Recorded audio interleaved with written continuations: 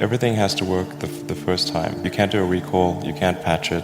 It's like 9 minutes to orbit or it's over. Do you want to see the car? Yeah! This is one of the great questions in physics and philosophy, is where are the aliens? Maybe they're among us, I don't know. Some people think I'm an alien. Thank you for anyone who's bought our flamethrower. You will not be sorry, or maybe you will. Room for improvement.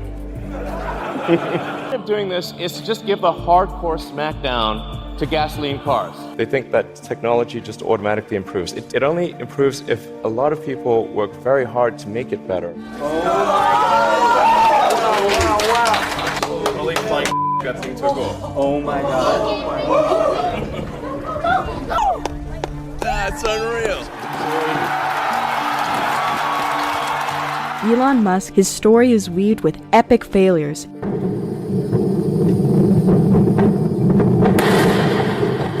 and massive triumphs.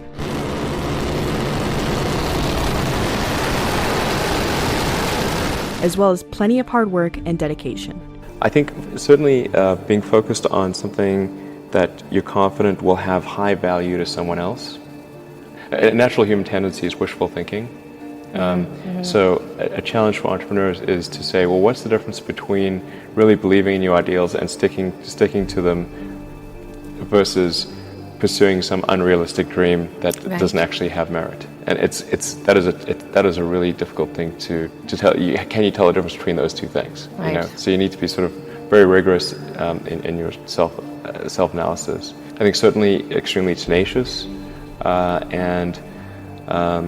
and then just work like hell. I mean, you just have to put in, 80 to 100 hour weeks every week. So all those things improve the odds of success. If other people are putting in 40-hour work weeks and you're putting in 100-hour work weeks, then even if you're doing the same thing, you will achieve in 4 months what it takes them a year to achieve.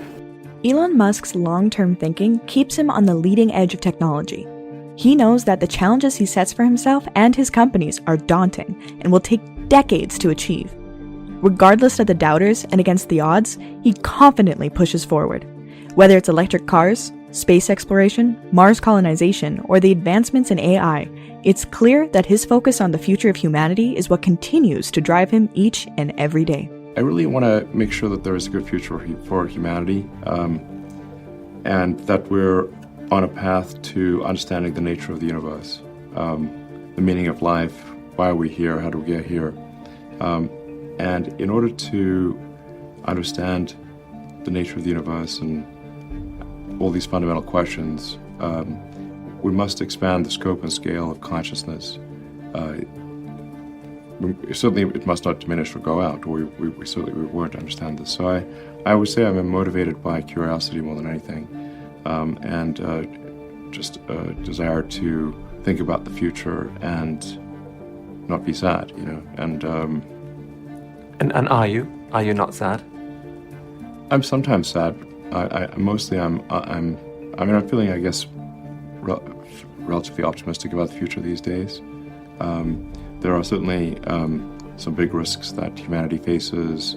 I think the population collapse is a really big deal that I wish more people would think about, because the birth rate is far below what's needed to sustain civilization at its current level, there's obviously we need to take action on climate sustainability, which is being done, and we need to secure the future of consciousness by being a multi-planet species. We need to address it's important to take whatever actions we can think of to address the existential risks that affect the future of consciousness. There's a whole generation coming through who seem really sad about the future. What would you say to them? Well, I think if you want the future to be good, you must make it so. Take action to make it good, and it will be. When it comes to creating a business, Elon makes a point in saying to create something that will help solve a problem. Following his own advice, Elon has helped found and create businesses that have had a major and positive impact on humanity. He is continually looking to help solve problems that we face daily. It goes back to when I was in university. I thought about what are the problems that are most likely to affect the future of the world or future of humanity.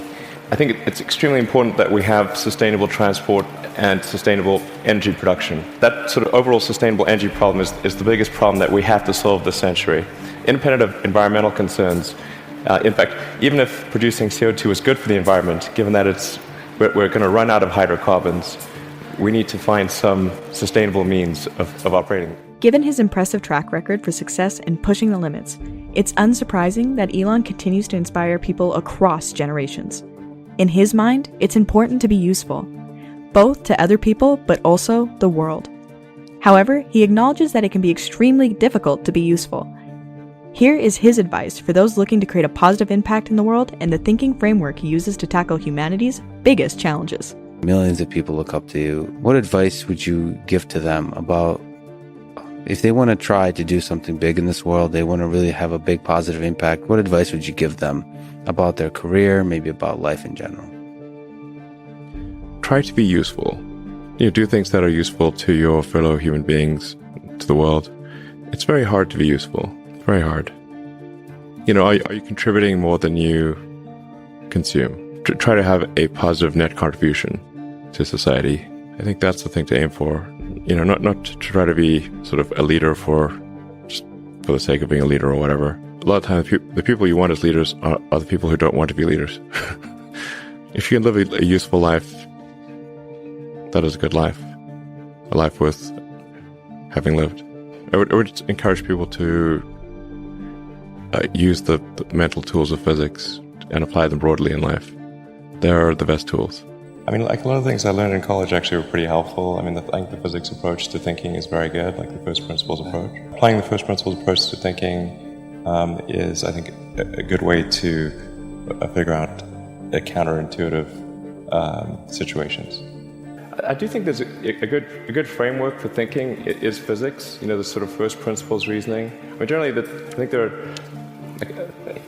What I mean by that is boil things down to their fundamental truths and reason up from there, as opposed to reasoning by analogy.